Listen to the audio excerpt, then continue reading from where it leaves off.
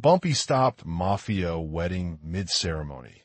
What he put in gift box made Gambino lose everything the music is playing. Guests are smiling.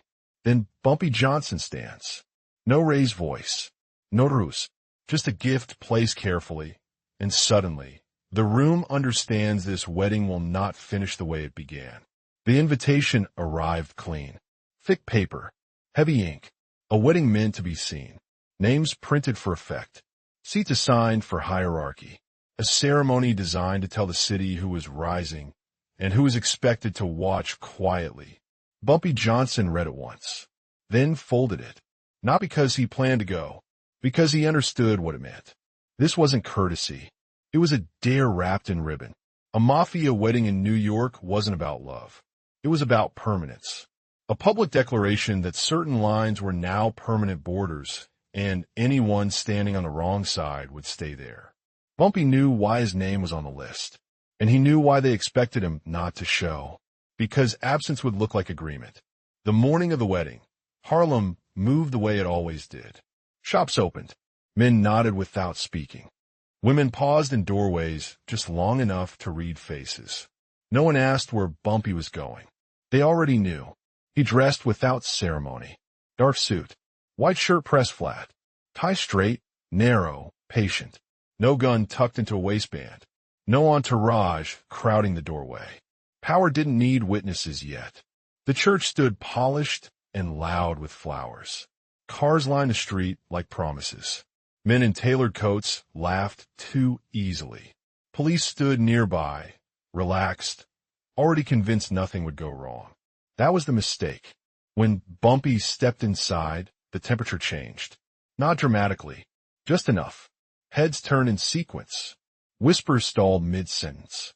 Smiles finished out of habit, but didn't return to the eyes. He didn't rush, didn't scan the room, didn't acknowledge the stares. He walked like a man entering a place he already owned, but never bragged about. The groom noticed last. That mattered, because by the time recognition landed, the room had already adjusted its posture. Bumpy took his seat where his name had been printed. Front section, close enough to be seen, far enough to let the moment breathe. Music continued. The officiant cleared his throat.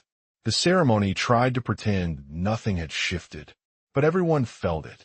This wasn't an interruption yet. This was pressure, the kind that settles slowly, quietly, until movement feels expensive.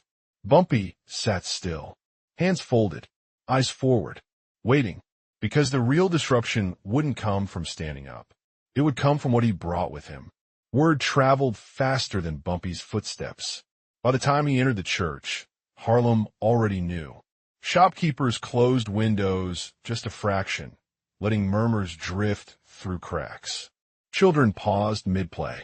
Adults glanced over shoulders, eyes sharp, calculating. Bumpy didn't need an introduction. The streets, the corners, the stoops, they carried his reputation like a shadow. Respect earned through restraint and precision. Loyalty cultivated in quiet moments, never demanded in public. Outside the church, men lingered, leaning on cars, fingers tapping cigarette ends. Some nodded to one another. Some simply watched, all waiting to see if the rumored interference would manifest tonight. Inside, the wedding unfolded with the usual pomp. Groom's smile practiced. Family poised for photographs. Guests murmured polite congratulations while scanning for tension. But tension wasn't hidden. It wasn't dramatic. It rested in the pause between movements, in the way the band played, slightly too loud, trying to cover nerves, in the shuffle of programs, in trembling hands. Bumpy's presence altered the rhythm without a word. Men who expected chaos felt exposed. Women who expected fear noticed calm instead. The room adjusted subconsciously, breathing in tandem with his stillness. From the pews, his eyes scanned subtly, not aggressively, not impatiently, just observant. Every line in his face spoke authority without saying a single word. Outside, Harlem waited for stories to unfold. Neighbors whispered to neighbors, "He's there." And he's calm. It's only a matter of time. The room held its breath. Bumpy moved without hurry. Nothing seemed urgent. No shouts, no demands, no visible frete. Yet every eye followed him. Every man there measured his own pulse against the quiet. The wedding continued, but the air had changed. Gambino men whispered in corners, nervous, glancing at each other like predators unsure of the terrain. Their confidence faltered under the weight of Bumpy's calm. He walked slowly down the aisle, hand brushing a pew, pausing just long enough to make his presence known. A subtle nod here, a measured step there. No ruse, no display of power, yet the room bent to it. Doors opened quietly. Allies slipped in unnoticed, sitting strategically, watching, ready. Phones in hidden pockets, calls already placed. Movements deliberate, controlled. The kind of precision only a mind operating on patience could orchestrate. 3 hours. Not one word spoken. Not one sudden movement. Yet the city outside whispered, "He's in motion. And everything will change." Guests shifted in chairs. Eyes darted. Hands flexed under tables. Sweat gathered at temples. The groom's smile stiffened. Teeth clenched behind polite lips.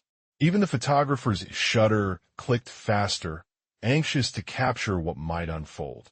Bumpy's gaze never wavered. It didn't need to. The effect was cumulative. With each silent minute, the room's tension coiled tighter. Every Gambino operative realized control was slipping through their fingers, though they couldn't yet see how. The congregation didn't understand. Some thought it was arrogance.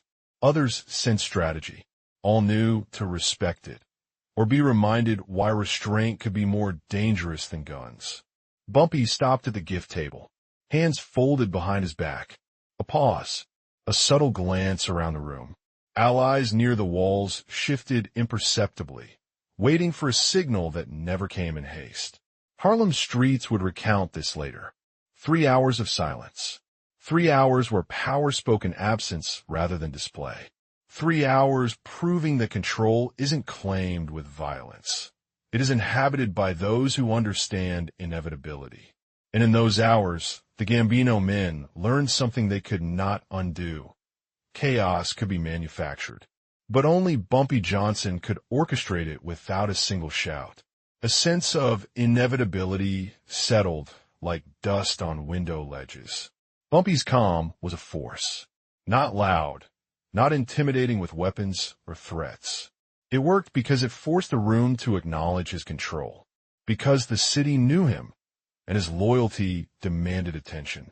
By the time the vows reached the first reading, subtle glances had been exchanged. Whispers traveled under breaths. Some men adjusted ties nervously. Others clenched fists beneath the tablecloth. All waiting. The power didn't shout. It simply occupied the room. Even the officiant felt it. A pause midline, a hesitation in intonation. Not because of disrespect, but because the room's gravity had shifted quietly, imperceptibly, around one man. Bumpy Johnson didn't speak. He didn't need to.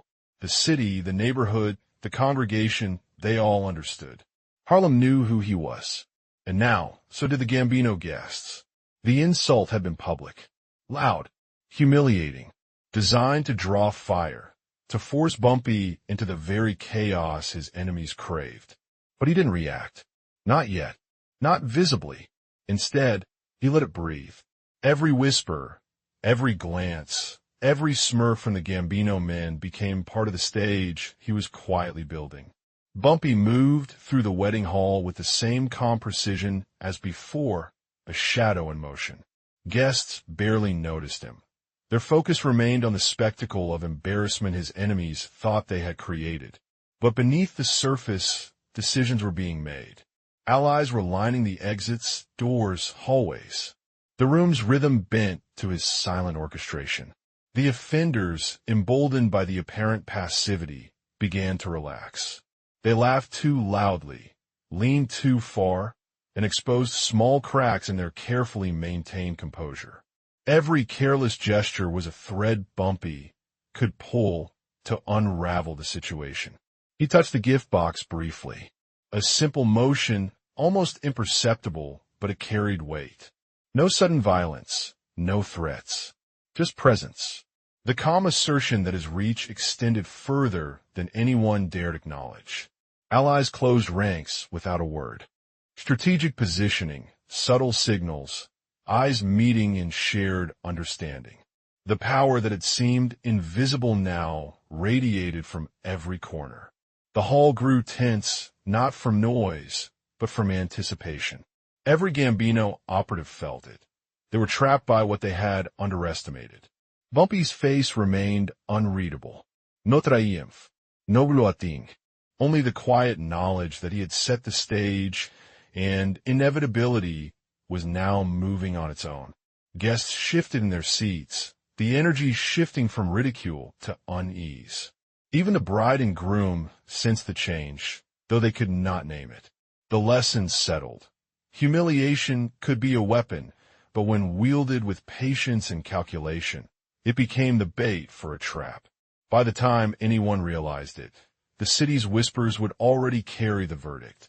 Power is measured not in screams, but in the restraint that tightens the net around the guilty. And in that room, on that day, Bumpy Johnson's lesson was complete. The trap was set, and the offenders had walked directly into it.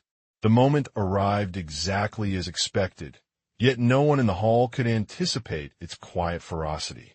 Bumpy stood near the head table, unshaken, a man in control of time itself. The room expected chaos. Guns drawn, fists swinging, screams. Instead, there was silence. His eyes scanned the room, registering every detail, every twitch, every breath. The offending Gambino men were caught mid-laugh, mid-smirk, mid-motion. Their confidence, built on insult and assumption, now teetered on the edge of collapse. Bumpy approached the gift box slowly, deliberately, each step echoing like a metronome over the tension. He didn't raise his voice. He didn't yell. His calm alone was the hammer, the weight of inevitability pressing down. Hands hovered over the package, but there was no rush, no flourish. The silence was louder than any threat. Eyes locked, hearts racing, they watched him. Every Gambino operative felt their control slipping. Panic rose quietly in their stomachs, their shoulders stiffening. They realized too late that they were already defeated. Bumpy lifted the lid just enough for a glimpse. A single precise motion.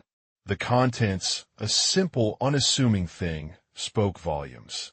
The damage was done before anyone could react, before anger could manifest. The gamble, the pride, the entire criminal strategy unraveled in that one instant. The room's energy shifted. What an audacious hubris turned to frozen shock. The bride's eyes widened. Guests whispered, unsure if they should move, breathe, or speak.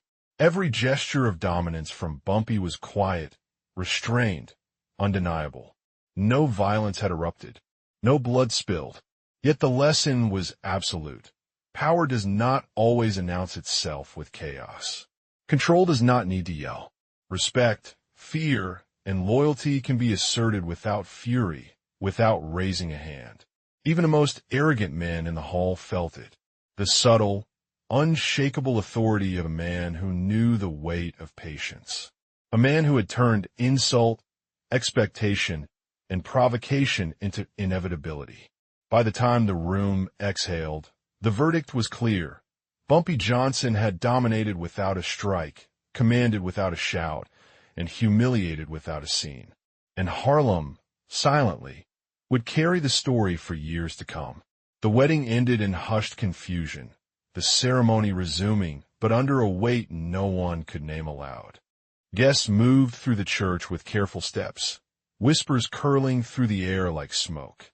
Bumpy Johnson had left no scene, no fight, no headline-making chaos.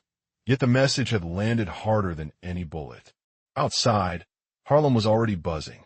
Word traveled faster than a siren, carried in hurried steps and sidelong glances. Neighbors, shopkeepers, and street corners replayed the story silently, each retelling sharpening the image of the young man who had unmade a powerful family's day. The Mafia had wealth, guns, and influence, but none of it could erase the quiet authority displayed that afternoon. Even men who might have mocked or challenged him